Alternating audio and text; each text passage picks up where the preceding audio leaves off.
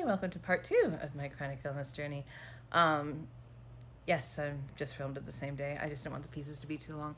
So, after the asthma and severe allergies, I was in my preteens to teens, we moved to another state. I seemed to have less environmental allergies there, and my asthma seemed to go into remission. So it seemed like a really good thing. Like my health was improving. But when I was around 19, a chunk of my hair fell out. I had a bald spot. And the doctors were just like, it's stress. It's just stress. Which, hindsight, I don't think it was just stress. I don't think it was just stress. It grew back in like silver, silver gray.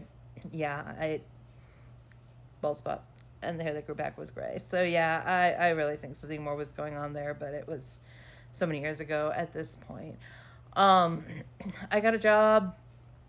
I was hoping to be able to use that job. It was at a brand retail to transfer to a different state because I had hopes at the time of going to culinary school. But I got sick.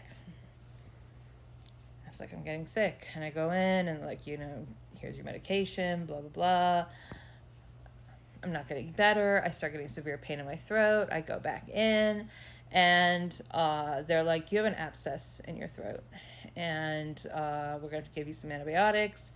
And if those don't work, we're going to have to surgically drain the poison out, which is a terribly frightening thing. I think I'm 20, 21 at this point.